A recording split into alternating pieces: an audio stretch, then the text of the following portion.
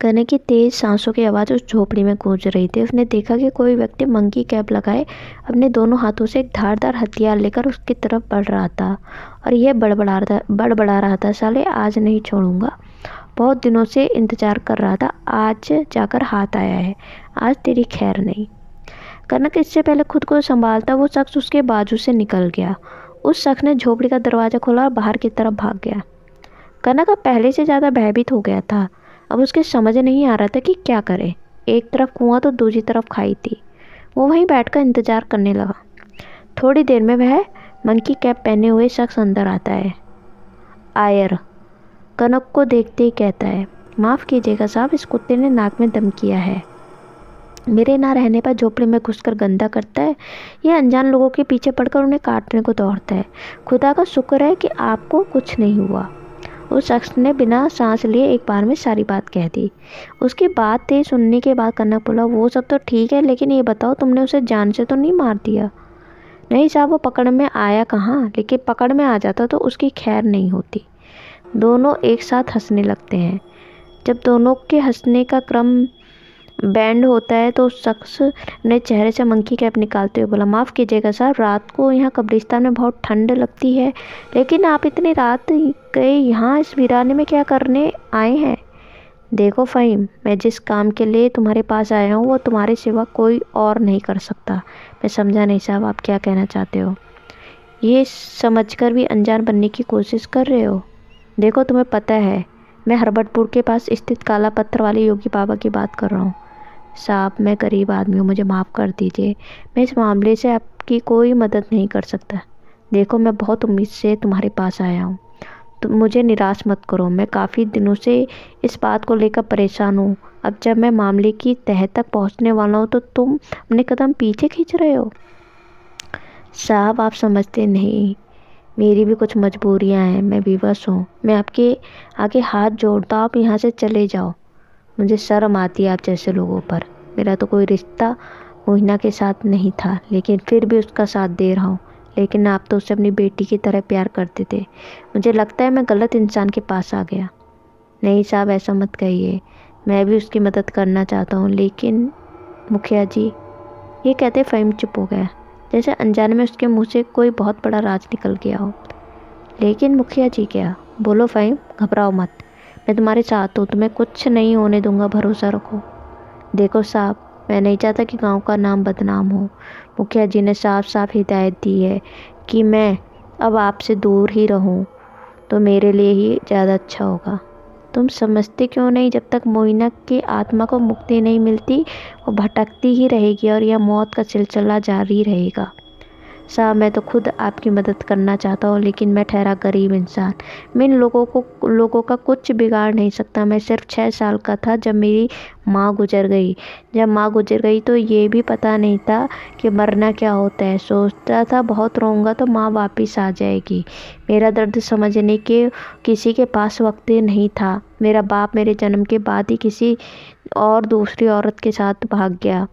जब मन उदास हो जाता तो इस कब्रिस्तान में उसकी कब्र के सामने आकर रो लेता। धीरे धीरे इस जगह से इतना लगाव हो गया कि अब यहाँ रहने की आदत हो गई। आज भी अपनी माँ को मैं अपने करीब ही मानता हूँ। ऐसा लगता है कि यहीं कहीं आसपास है, मैं उसे महसूस कर सकता हूँ। हाँ साहब, वो मेरी बातें सुन सकती है।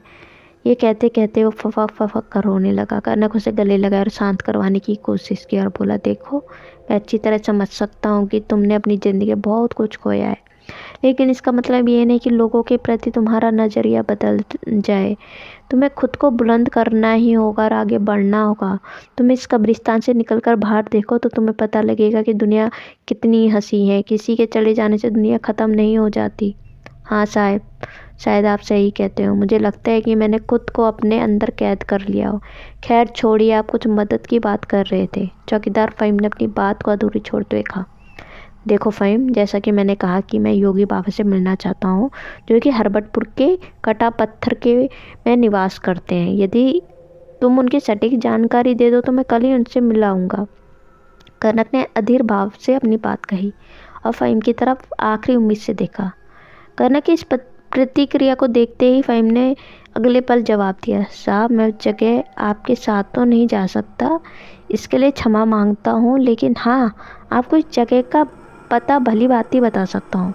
साहब, यहाँ से हरबटपुर 45 किलोमीटर दूर है। गणेशपुर से सुबह 6 बजे और एक दिन में 12:30 बजे बस जाती है, जो कि हरबटपुर तक जाती है। फिर वही बस क्रमश 12 बजे और शाम 6:30 बजे गणेशपुर के लिए वापस होती है।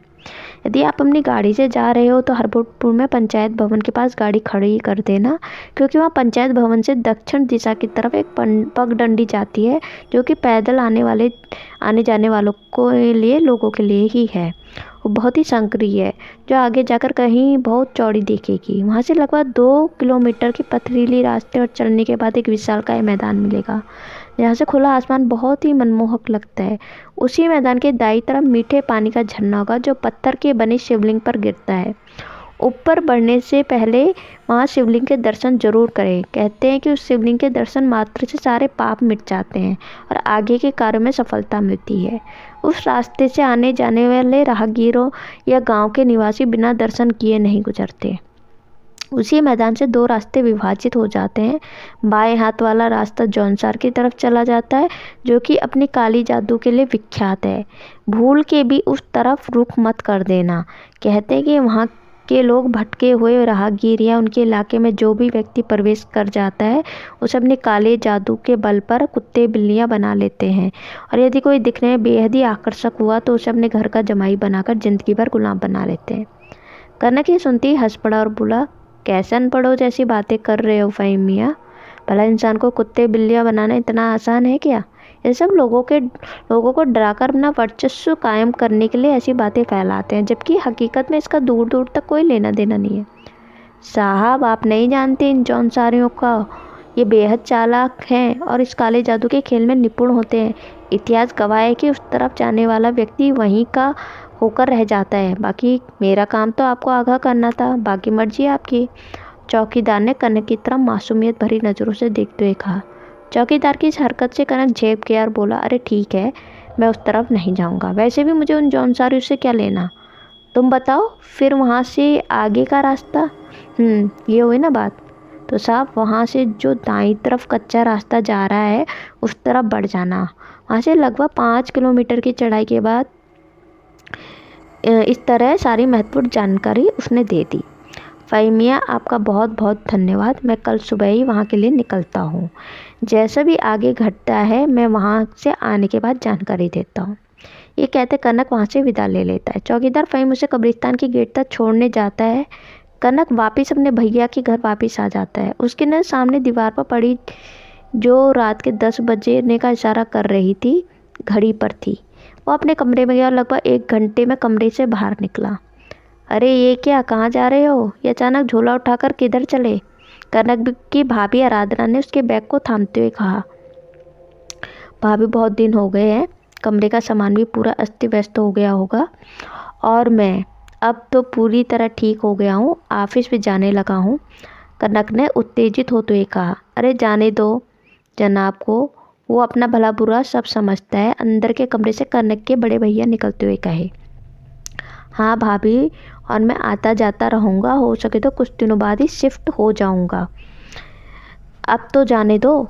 ये कहते हुए कनक अपनी भाभी से बैग वापस लेकर चल पड़ता है। थोड़ी देर में ही वो अब अपने कमरे के अंदर था। सारा सामान बिखरा पड़ा था। खिड़की हमेशा की तरह खुली हुई थी, जिससे तेज ठंडी हवा बह रही थी। कनक ने फटाफट वो खिड़की बंद की और वापस सोफे पर बैठ गया। उसने अपनी कलाई घुमाकर देखा तो घड़ी में ठीक 12:30 का वक्त हो चला था, और कनक बेचैनी से कभी घड़ी तो कभी खिड़की तो कभी दरवाजे की तरफ बार बार देख रहा था, जैसे उसे किसी का आने का अंदेशा हो। आज गली के कुत्तों का भी शोर बंद था, उनका कोई अता पता नहीं था। सारे ख्यालों को दिमाग से झटक कर उठ खड़ा हुआ, टेबल के कोने में पड़ी लाइटर को उठाते हुए दराज से गोल्ड ब्लैक की डब्बी से एक सिगरेट निकालते हुए अपने मुँह में रखकर जला देता है। वह अब तक 4 सिगरेट पी चुका था और कमरे में बेचैनी से चक्कर लगा रहा था। उसने कई बार खिड़की से बाहर भी देखा, पर उसे वो अनजान लड़की तो दूर की बात है, कोई नज़र नहीं आ रहा था। मौसम सर्द होता जा रहा था, पर कनक ने इसकी जरा भी परवाह नहीं थी। पता नहीं उसके दिमाग में क्या खिचड़ी पक रही थी। टेबल के कोने में बोतल को देखकर कनक के अंदर उत्साह भर गया। वो बाथरूम में पहुंचा और मुंह पर ठंडे पानी के छींटे दिए। मुंह हाथ साफ करके सोफे पर आ बैठा। कनक की आंखें सुर्ख लाल हो चुकी थी, लेकिन ठंडे पानी के एहसास से वो अब अपने आप को हल्का और तरोताज़ा महसूस कर रहा था। उसने आप देखा ना ताब जल्दी से 2 बड़े पैक गले से नीचे उतार लिए। उसके दिल को अजीब सा सुकून महसूस हुआ, मगर वह कब्रिस्तान वाला एहसास रह रहकर अब भी उसके दिमाग पर ही मंडरा रहा था। क्या वाकई में जब फ़हीम से मिलने गया कब्रिस्तान गया था तो मेरे पीछे कुत्ता ही पीछे था, या कुछ और था? यदि कुत्ता होता तो वह रुक रुक कर मेरा पीछा करने की जगह अचानक फुर्ती से आकर झपट पड़ता। कहीं फ़हीम मुझसे कुछ छिपाने की कोशिश तो नहीं कर रहा? वो साथ जाने से क्यों मना कर रहा है? अब परिणाम चाहे कुछ भी हो, अब तो इस गुत्थी को सुलझा कर ही रहूँगा।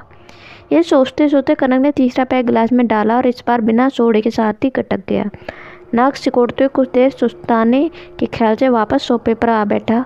कुछ देर बैठे रहने के बाद उसके दिमाग पर इसका असर छाने लगा। तभी अचानक पर दरवाजे पर दस्तक हुई। ठक ठक। ओह, इस वक्त कौन आ सकता है? कहीं ये मोहिना की आत्मा तो नहीं? ना ना, नहीं, वो भला इस वक्त क्या करने आएगी? मुझे खुद को संभालना होगा। खुद से बड़बड़ाते हुए सोफे से कनक उठता है और दीवार का सहारा लेते दरवाजे की तरफ बढ़ता है। वह जैसे दरवाजे के समीप पहुंचता है कि संतुलन खो देने की वजह से धड़ाम से गिर पड़ता है। उसका दरवाजे से भाड़ से टकरा जाता है। इस तरह दरवाजे पर खोपड़ी टकराने से बहुत ज़ोर की आवाज़ आती है और दरवाजे की कुंडी अपने आप खुल जाती है। इस ज़ोरदार चोट से उसका सारा नशा काफूर हो जाता है। वो अपने आप को संभालते हुए दरवाजे से बाहर निकलता है और वह जैसे ही बाहर निकलता है तो देखता है कि सामने। अगर आपको मेरी ये कहानी पसंद आई हो तो please like, share and subscribe करें। अपने चैनल को यूं ही सपोर्ट एंड प्यार बनाए रखें। अपने दोस्तों के साथ, रिलेटिव्स के साथ और जानने वालों के साथ ये कहानी प्लीज़ ज़रूर शेयर करें। और आगे आपको एपिसोड मिलते रहेंगे तो प्लीज़ अपने चैनल पे ऐसे ही सपोर्ट और प्यार बनाए रखें। Thank you.